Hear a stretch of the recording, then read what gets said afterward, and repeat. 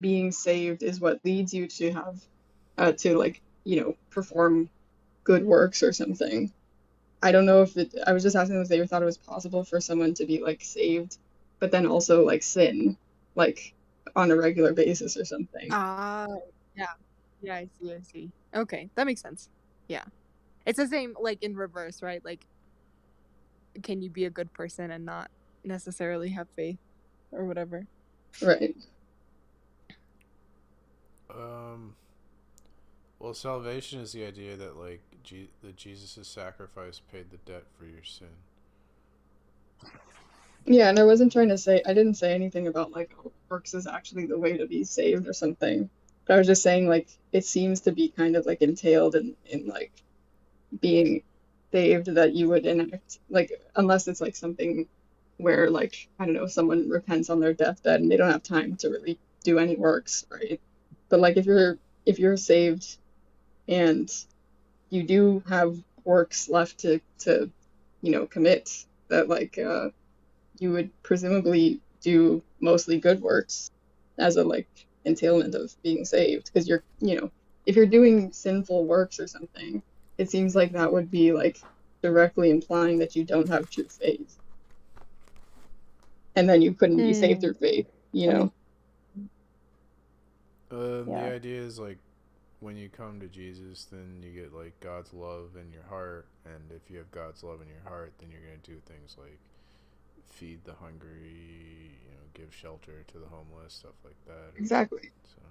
Yeah, I wasn't saying that like works would be what leads to salvation, but it just seems like there's sort of like some entailment there of good works once you are you know Yeah. saved or something. Saved. Yeah. And it Yeah, wasn't even an because it would make argument. I sense. was just trying to, contribute to the conversation and like no one took offense to it or whatever. They thought it was an interesting thing. Yeah. Except apparently that one guy. The reason why they stress like the works don't save you, I think, is because people can become like I guess arrogant, like oh I do more works than you, so I'm better than you, and it's not like about that, right? So that can also be like a way, a path to sin. It's like you start thinking you're better than other people because you like donate more money or whatever. I mean, I guess it also precludes. Is precludes the right word? I don't know. Excludes anybody who's not like a Christian as well, right? Like if that's a necessary condition. Unless I'm totally misunderstanding what's happening. Yeah, I guess like if someone's actions are like identical to that of like a faithful Christian, but the only difference is that, the the person is like doesn't have faith in Christianity or Jesus or maybe they're of some other religion, but like all else is equal as far as their actions. Um, seems to like Well, that person still, yeah, they still go to hell, right? Is the idea like yeah, or they at still least like don't, there's or they're a still not saved. right. That's what most Christians believe, but I don't believe in hell. I just think it's like I think Jesus like died. It says he died for the ungodly, so he died for everyone. Like he died for me before I became a Christian, but then it's like he's giving you a gift, and like some people take the gift and some people refuse the gift type of thing, and like the gift is basically the love thing, and then it makes your life better, and if you don't take it then it doesn't make your life better, I guess. But I don't believe in like hell and torture. That doesn't seem consistent with like a loving God in my mind. Mhm. Are you an Do you annihilationist? believe in like an afterlife? Or? No.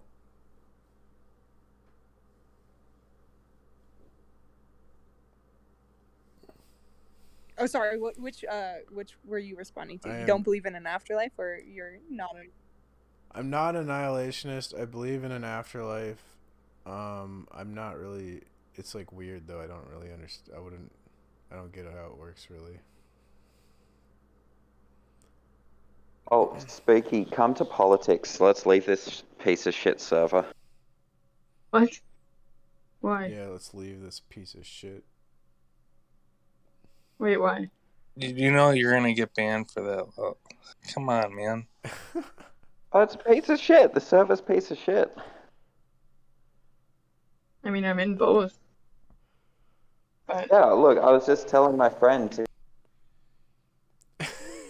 You were gonna tell him that you're banned? Did you ban him? Gone. Yeah, I fucking warned him. Oh no.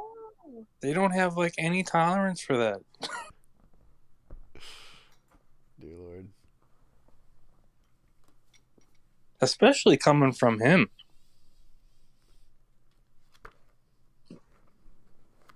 That man has no respect for fucking rules at all.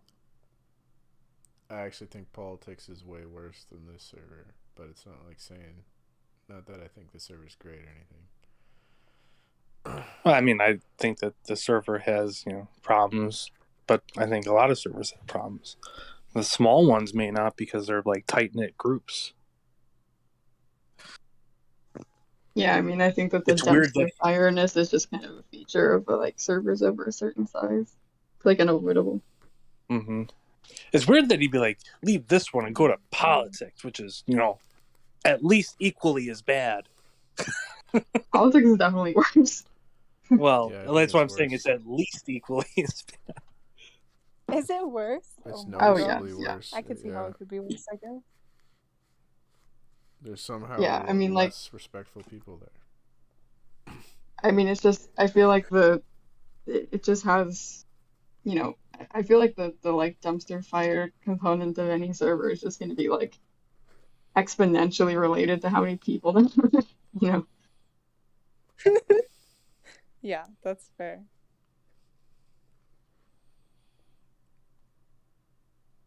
Yeah, I would say I've mostly been on smaller servers, and this one was a little more dumpster fiery, and I'm sure politics, if it's bigger, is even more dumpster fiery, Oh yeah, yeah. So, I mean, both servers have people that, I've met who like consider to be like actually, good friends now, on Discord, but still.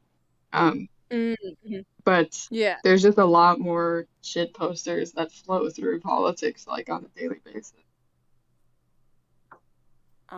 Yeah, I guess that makes sense. Yeah, I don't know. That was, inexperienced with that, like, level of shit post, I guess.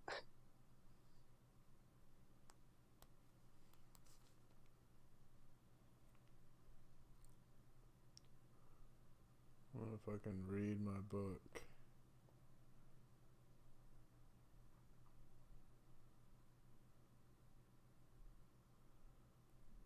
Where should I read?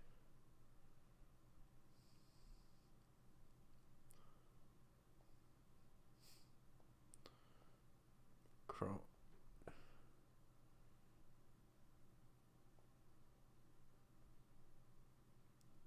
Albedo, did Chromophene die? He's been in apostate Good question, man. forever. And he doesn't respond. What's up, losers? He comes What's up, on. Andy? He doesn't do anything. Who doesn't do what? Has he been leaving and going? Coming and going?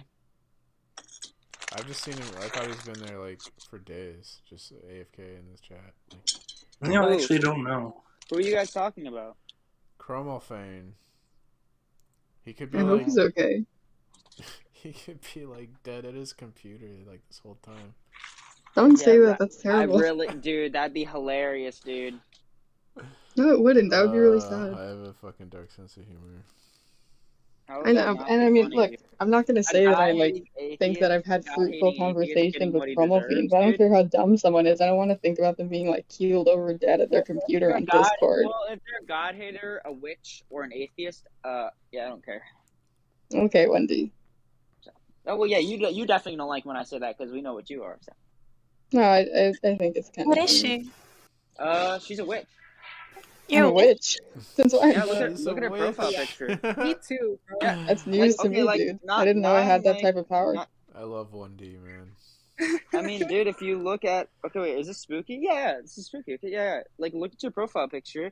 Look at what you talk about, and My profile I mean, picture is me and a cat sitting on me. Look at what you no, talk your about. other picture was like a cat with Yeah, a candle you're or a witch, something. I'm familiar, There's bro. like a Dude, this witchy has been the same profile picture I've had for like the whole time I've been on Discord. Like, ask anyone if they've seen me with a different one Oh, We ever. I don't can know. settle this really quickly. Spooky and Wendy, have either of you managed to reproduce? No, but I'm No, 22, It's a no. so, tie. you know. It's a tie. Yeah, I've not reproduced, but I mean, I Ooh, I plan to win by eventually. default. 1D Default. kind of sounds like Wendy. Default. Yeah, I know. Why does everyone say that? Why is it? Because your name, you got like a girl's Wen- name, dude. Sounds Wendy. like No, it's Wendy. one. It's not when. It's one, not when. Like One Yeah, but when Direction? you say it, it sounds Are you like like a Wendy. fan of One Direction? Wendy's nuts in your mom's.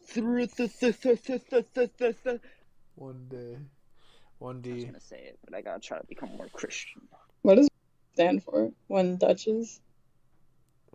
One mama. Why is everyone asking what my name? Like today, everyone's asking what my name means.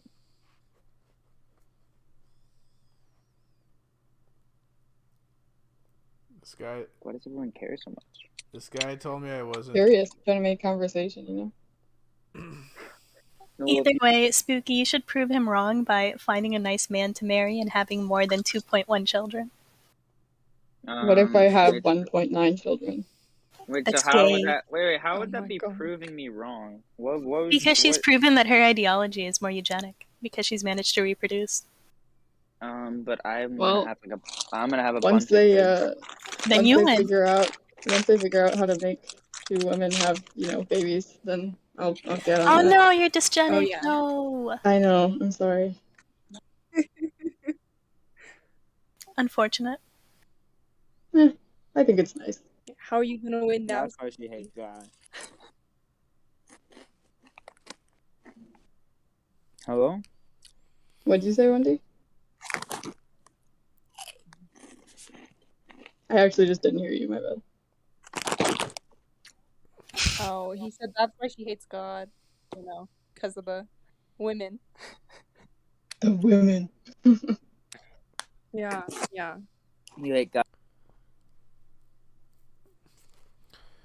The anti-democratic economy.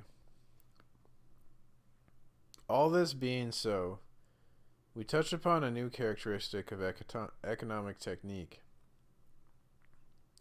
It is inevitably anti-democratic.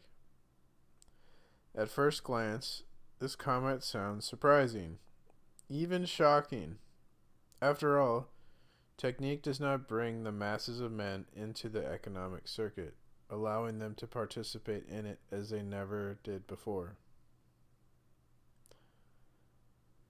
In the technical affirmation of the present, we can point to the fact that we are witnessing the forward movement of socialism, management committees, autonomous administration of social security, profit sharing, workers' councils, which exist not only in the Soviet Union, and the achievement of recognized status by the labor unions, which thus play a positive, not merely a revolutionary, role.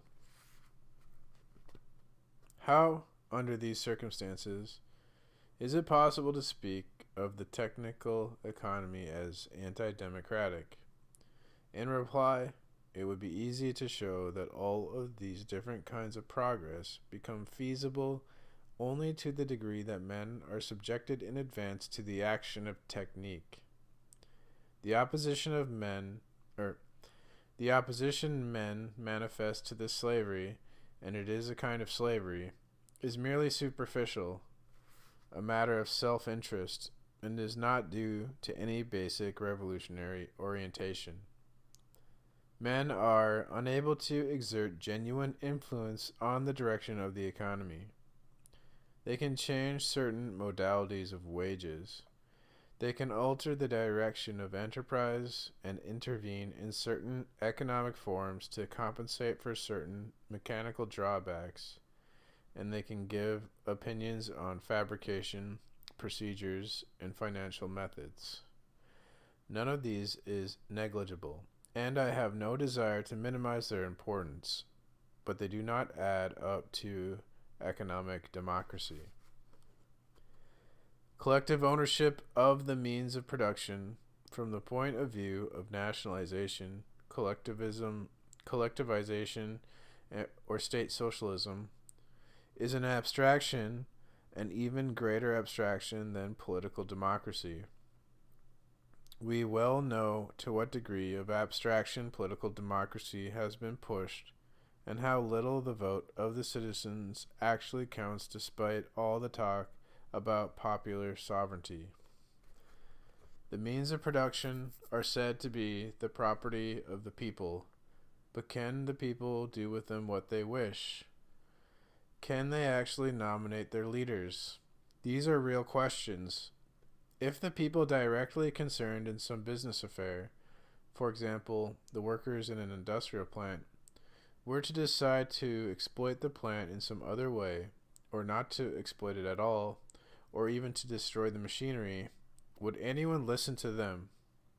If no one listened, under the pretext that the decisions in question were senseless, the real reason would be that there are criteria superior to the popular will according to which popular will is judged. Popular will can only express itself within the limits that technical necessities have fixed in advance. Can the people select engineers, or accountants, or organizers? Can they pass judgment about methods of work?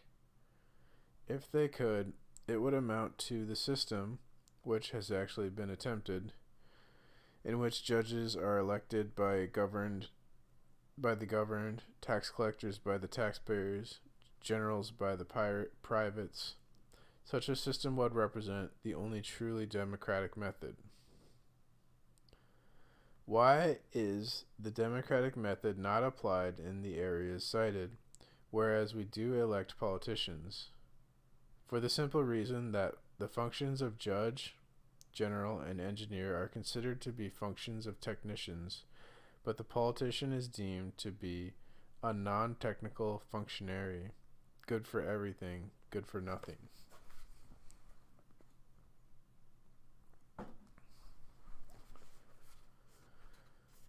The Russian and French revolutions. The Russian and French revolutions introduced popular election of judges and generals.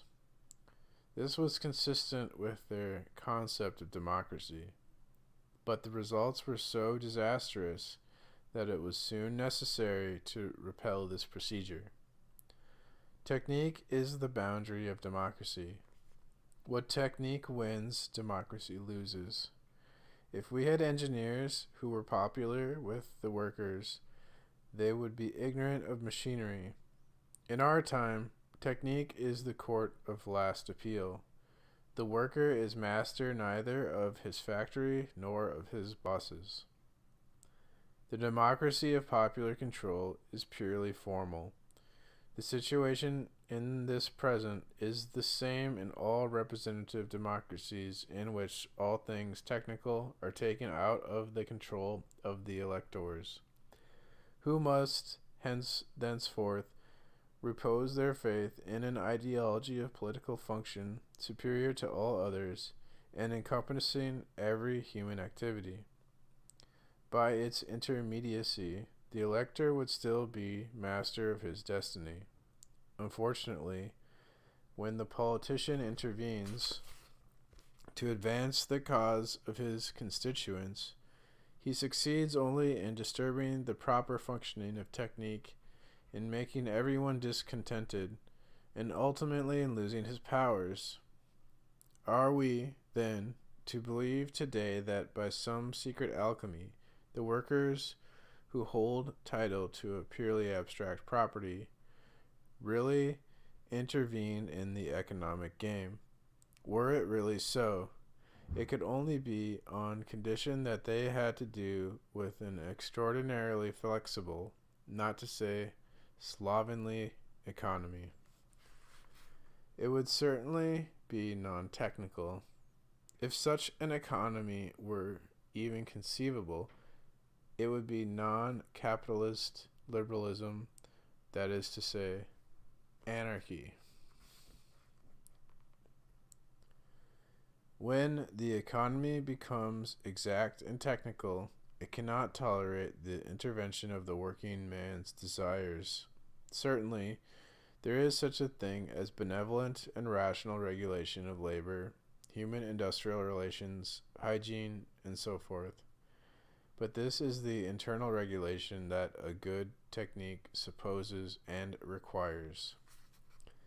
The only possibility of obtaining a high, continuous, and profitable productivity is by taking adequate account not only of immediate bare yield, but also of the conservation of human material, which also represents a kind of capital.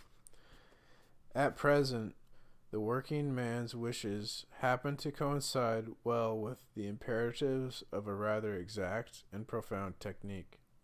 This is the only reason his wishes are taken into account.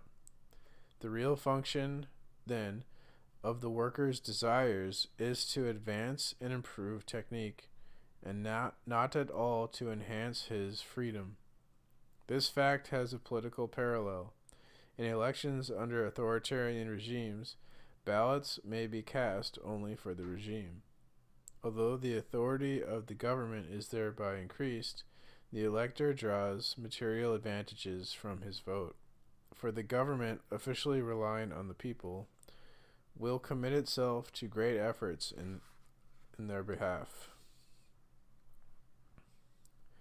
There can be no doubt that this kind of democratization leads to a certain improvement in the lot of the people, but it is an improvement brought about not by the people themselves, who are mere servitors, but by technique, to the degree and according to the conception of life dictated by technique. It is possible to envisage the democratic effect of technique in another perspective, that of consumption. It is currently argued that technique eliminates social privileges and suppresses pre-existing social distinctions, although we must recognize that it establishes certain others in their stead. The Italian economist Bertolino gives a good example of this argument in his study of standardization. Standardization produces certain democratic effects, according to this economist, for two reasons. First, it reduces prices. Consequently, consumption is increased. Welfare is more widely distributed, and living standards are equalized. Second, it reduces the types of available merchandise. There is less diversity on the market and choice is limited. These two factors tend toward democratic equalization. The search for what is distinctive, which is based on a diversity of economic power, is rendered impossible. Hence, technique should operate in the direction of democracy.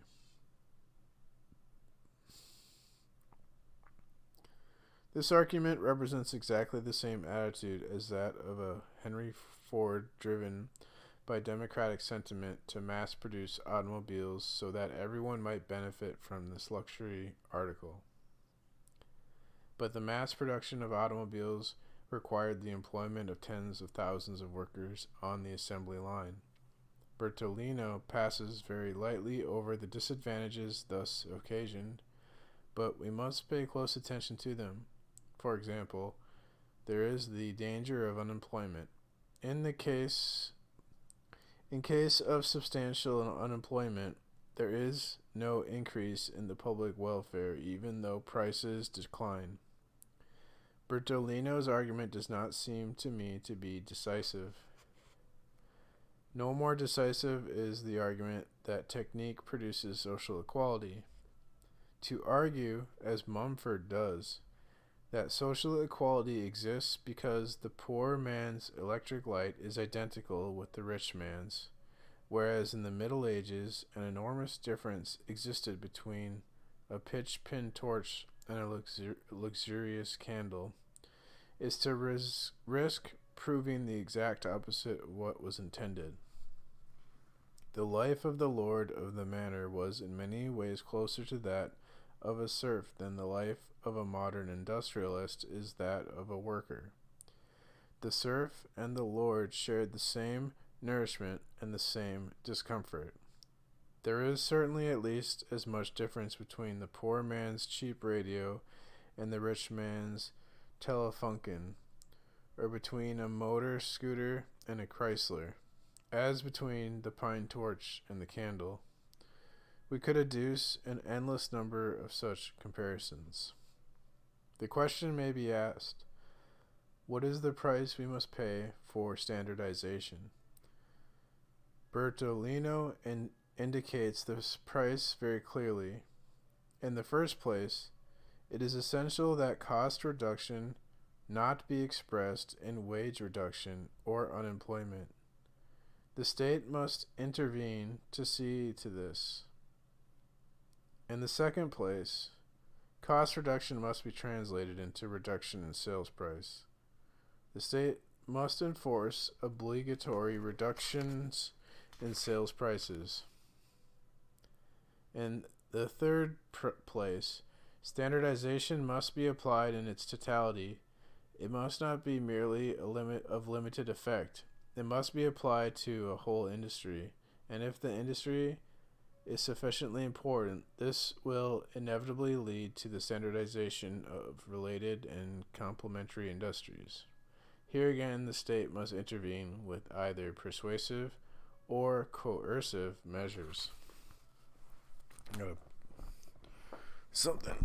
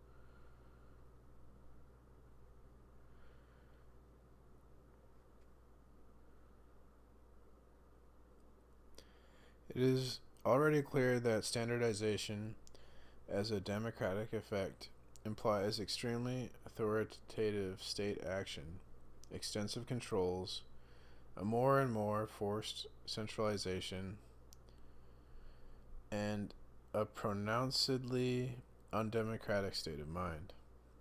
Moreover, one cannot fail to be somewhat surprised to learn that the reduction of types is a democratic process. Bertolino says that this reduction leads sometimes to a single type and, one must suppose, the consequent nullification of choice.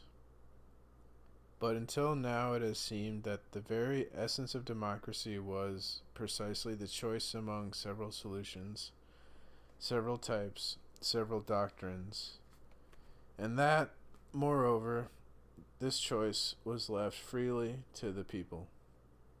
The exercise of democracy was the exercise of choice. Where there is no longer any choice, dictatorship exists.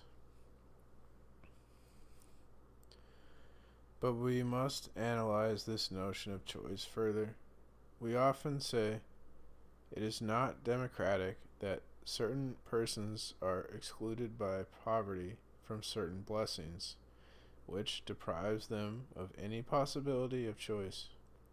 If we extend well-being by standardization, we will improve the democratic conditions of the poor. Unfortunately, this is not the case. This is not the case. If we admit the fact, which is certainly true, that the absence of choice occasioned by poverty is anti-democratic, it is not by removing the more or less great freedom of choice, which the majority still possesses, that we will have democracy. In all countries, the majority still have some choice, and to take this away from them is to consecrate the opposite of democracy. Bertolino is aware of this. He attempts to compensate for his risky assertion in two ways. First, he tells us that standardization must be accompanied by inquiry into human tastes and desires, a procedure which will reintroduce personal choice within standardization, so to speak. The proposal appears to be completely utopian. Standardization implies a certain investment of funds over long periods, but clearly, these investments will never be seriously questioned just because the public taste changes. Furthermore, technical development follows its own proper laws, not the tastes of the public. It was not the public which demanded air travel and television. Technical progress created these things, and they were technically diffused and imposed on the public. The mechanism of standardization is identical with that of every technique. Second, Bertolino supposes standardization is to be democratic insofar as it represents the conviction of the individuals who accept it. It is not sufficient that it be egalitarian in fact. It must be accompanied by the popular consciousness that an egalitarian situation and a more complete equality are being realized through its agency, and that the people are thus making progress toward a social democracy. If a regime is sanctioned by the people, it can indeed be maintained that it is democratic, but, of course, that is precisely what Hitler said of his regime. We must not lose sight of the fact that today popular support can be secured with great ease by means of certain precise techniques. But this point does not matter much here. What is important is the fact that Bertolino's desires to show that at any price that technique is democratic leads to a strange conception of democracy. We may best illustrate this by means of two quotations. Democracy is the adhesion of each citizen individually to the opinion of the majority. This majority opinion becomes an irrefragable and indisputable line of conduct. The individual is duty-bound to look upon the line, economic or political, dictated by the majority as the best for society. The individual becomes democratic in this way. Crazy. That's what that's how they've defined democracy pretty much with this virus stuff. That's the same argument. Or the same trick. That's crazy. Democracy consists in the practice of regarding and using certain goods in a common way.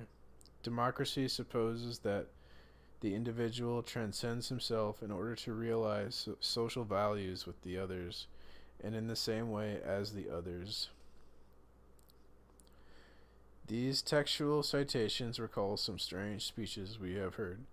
The transition of the majority to a condition of unanimity through the adhesion of the individual who renounces his individuality to meld with the collectivity is precisely the transition from democracy to dictatorship. It is true that standardization demands this kind of democracy, and that it could not be reconciled with any other democratic form. But democracy in this case is only a name superimposed on the reality of dictatorship. Whatever aspects of economic technique we examine, we always find this opposition between technique and democracy.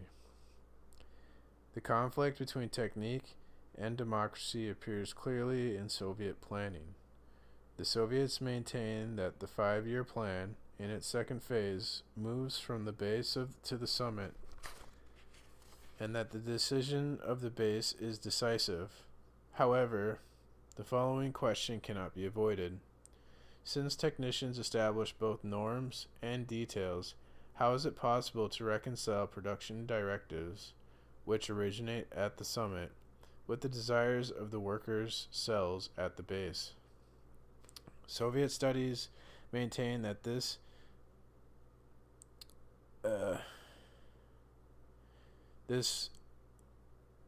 antinomy can be resolved by so-called production conferences.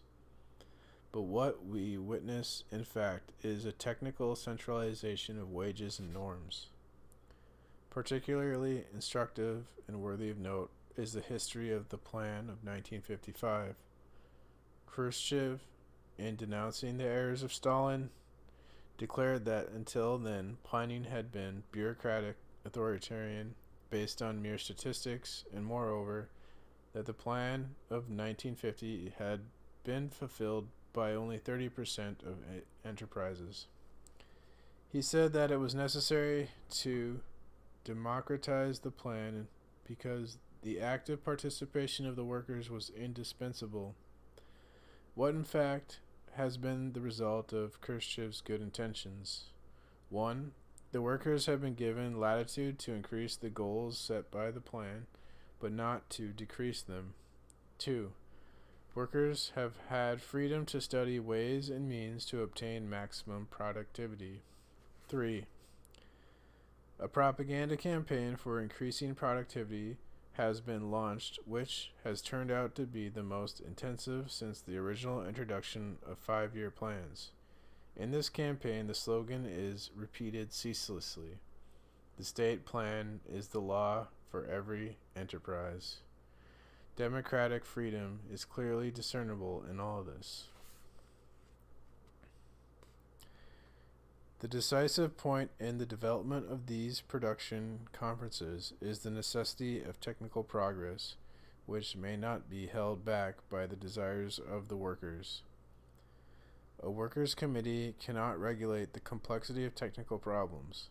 Moreover, a view of the whole, which the workers certainly cannot have, is necessary in order to unify wages and norms of the plan of the macroeconomy. Without this, social inequity and economic disequilibrium would be inevitable. Along the same line, a stringent control of production, tempos, and distribution of revenues is mandatory. whatever the efficiency of the plan. All this leads, both for the elaboration of the plan and for its execution, to the primacy of technical demands imposed authoritatively on all democratic orientations. All that is demanded of the man who carries out the plan is that he adapt himself to its norms, and that he find a stimulus to his productivity in the overfulfillment of these norms. All that can be conceded to him is sufficient time to adapt himself to the norms. To save face, there is endless talk about psychological climate, environment, and socialist rivalry. We shall study this point in detail in the last chapter. It suffices for the present to make the following comparison. A soldier who takes part in an attack because he is forced to do so, and a soldier who is moved by patriotic enthusiasm do not share the same psychological climate, but both bring themselves to kill in the same way. As far as efficiency and collective results are concerned, psychological methods have been discovered and elaborated which give the first soldier a belligerence equivalent to the patriotic ardor of the second. Democracy has nothing to do with the matter. Democracy did not enter either into the theorem conceded by the majority of economists that full employment, which is necessary to the sound development of economic technique, demands an authoritarian method of worker placement. As Fouraste indicates, technique implies a transformation that makes production due to human labor the very foundation of social progress, so that no social progress can occur without transference of the working population. But where is the democratic element in displacing the human being from his familiar surroundings, separating him from his traditions and from his human and geographic milieu? I know economic law, and that where economic necessity exists, for example, in the struggle against unemployment, all other human needs are unimportant and must vanish. I am, moreover, cognizant of the seeming truth that where there is nothing to eat, there is no longer a stable milieu. This new version of the primum vivere in a materialist form is only an apparent truth. But even if it were true, we would have to say that the human being is constrained by economic necessity, and this is the exact opposite of democracy.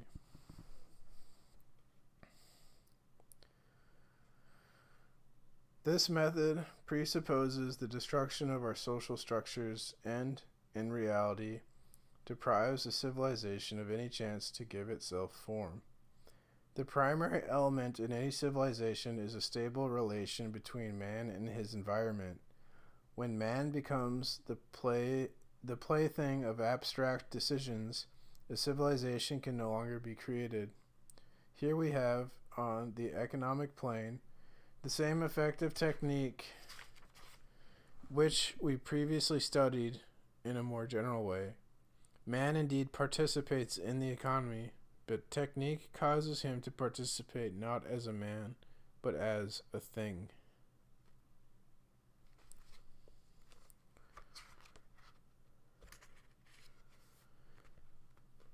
It is in the realm of economic technique that we experience most clearly the great and dramatic process of modern times, in which both chance and natural laws are transformed into decisions of accountants, rules of planning, and decrees of the state.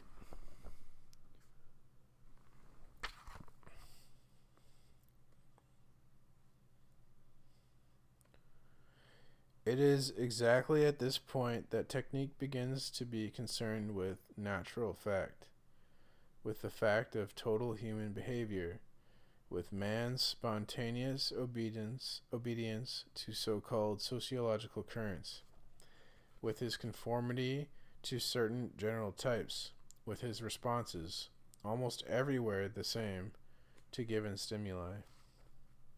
Whether the question is one of understanding public opinion, or of stochastics, or of statistics as a whole, the technical starting point is always the human behavior of the majority. From this behavior, technique draws a number of consequences and modes of action, erecting on it the system into which it will necessarily insert itself. Moreover, it makes this behavior obligatory. It allows certain minor modifications. We shall not concern ourselves with the problem of aberrance. But its real problem is to transform a law spontaneously obeyed into a law made consciously obligatory. In no other domain is this procedure of technique as clear-cut as in the present forward movement of the economy. The effects of technique in other areas are not as evident. For example, the effects of human techniques, such as propaganda, have not yet been rendered obligatory to the same degree as technique in the economic field.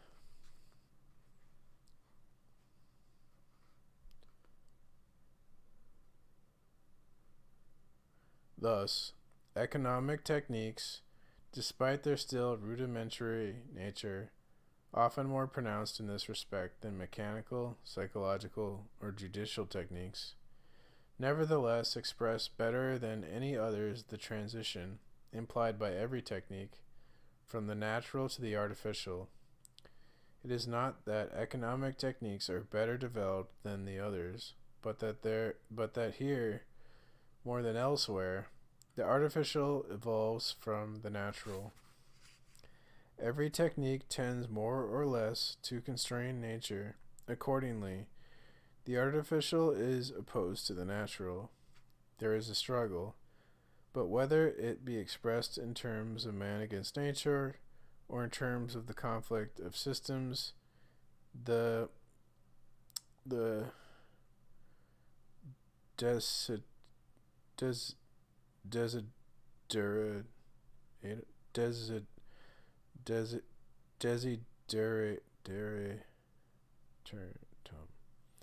desideratum is a mastery that excludes, eliminates, and replaces the natural. Thus, for example, the directed and planned economy replaces liberalism. But we note that in this domain, another more subtle, integrative movement. Economic technique tends less to eliminate the natural than to integrate it. In this sense, it approaches the mode of action of physical techniques, and Francis Perrault's criticism of planning relative to its lack of rationality rests on the fact that planning suppresses the free mechanism of the economy instead of adhering to it and interpreting it. The latter, for Perrault, should be the ideal of economic technique. But when the natural is integrated, it ceases to be natural. It becomes part of the technical ensemble. It is an element of the mechanism, an element which must play its role and no more.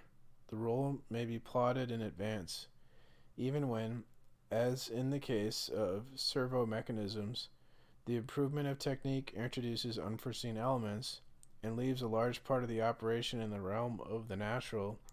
It is nonetheless integrated. I will be asked whether there is anything evil in this integration. I make no value judgments. I merely note that the human being who acts on his own personal decisions, following what is in essence a common tendency, a sociological current, acts freely, but that the same tendency, once integrated into a system, becomes essentially and expressly obligatory.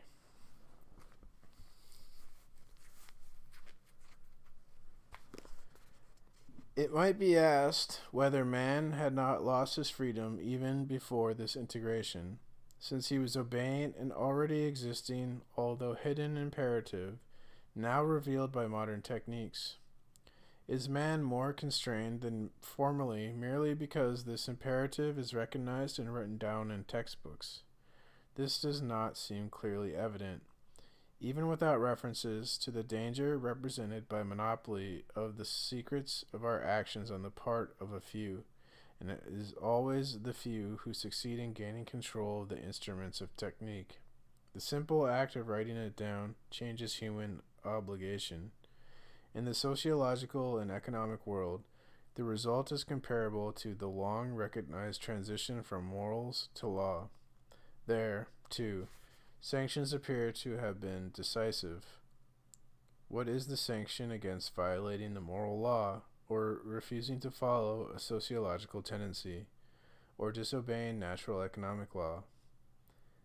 And what is the sanction against a challenge of the law of the state and the plan? Is not the difference clear? What is at stake here is all of man's liberty, the liberty to take chances, even to gamble with death, the death penalty. We see in the loss of liberty the downward path into which technique is leading us.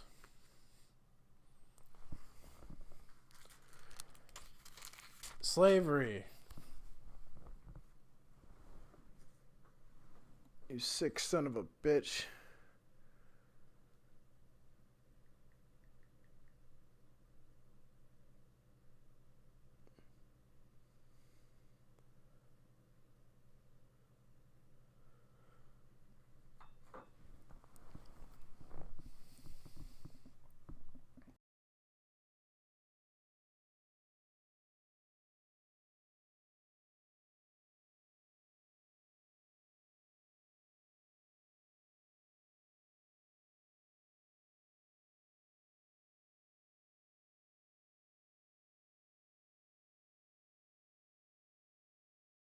People harass them. They don't like the idea of pedos, so they don't allow that shit, and they try and silence their voices.